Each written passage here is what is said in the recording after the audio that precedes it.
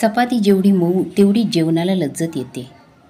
म्हणून मी आज चपातीची रेसिपी खास तुमच्यासाठी घेऊन आले आहे. यामध्ये मी पीठ मळण्यापासून ते चपाती मऊ कशी बनवायची ते सविस्तर दाखवणार आहे. नमस्कार, शारदा किचन मराठीमध्ये आपलं स्वागत.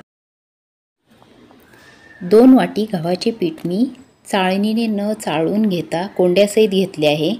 हे पीठ मी गिरणीतून आणताना बारीक दळून घेतले आहे, कारण गव्हाचा कोंडा देखील आपल्या पोटात जाणे तेवढेच गरजेचे आहे. यामध्ये मीठ टाकून एकसारखे मिक्स करून घेऊ.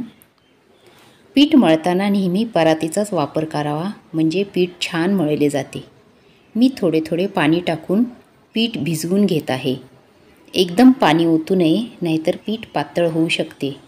मी ज्या पिठाचा वापर केला आहे तो लोकवन गहू आहे व 5 किलो गव्हामध्ये मी पावशेर सोयाबीनचे बी मिसळलेले आहे.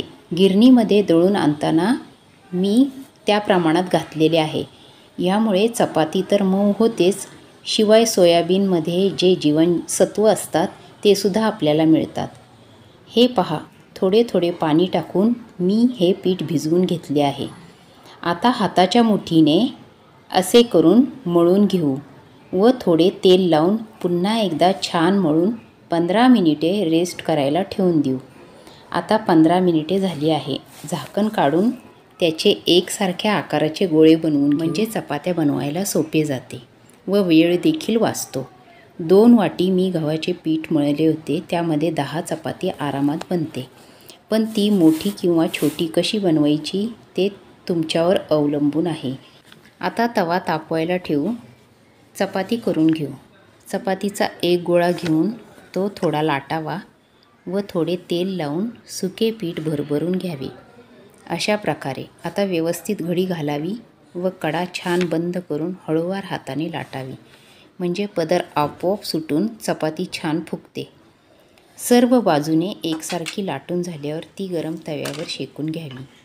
शेकताना गॅस मध्यम ठेवावा, जास्त मोठा करू नये, नाहीतर चपाती करपेल, व जास्त बारीक गॅस ठेवू नये, नाहीतर चपाती वातड होईल. तवा गरम झाल्यावर मध्यम गॅसवर हलवत छान भाजून घ्यावी चपाती व तेल किंवा तूप तुम्हाला जे हवं असेल ते लावून खरपूसपणे भाजावी. आता मी दुसऱ्या पद्धतीने घडीची चपाती दाखवत आहे. ज्यांना अशा प्रकारची सोपी वाटते त्यांनी ती तशी करावी. हे पहा, ह्या पद्धतीने तर चपाती हमखास गोल बनते व तव्यावर टाकताच ती लगेच फुलते. मी दोन्ही पद्धतीने चपाती बनवून तयार केली आहे.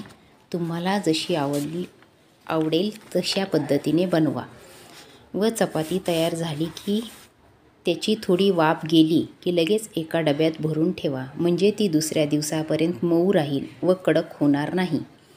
पुन्हा भेटू अशाच एका नव्या रेसिपीसोबत. तोपर्यंत धन्यवाद.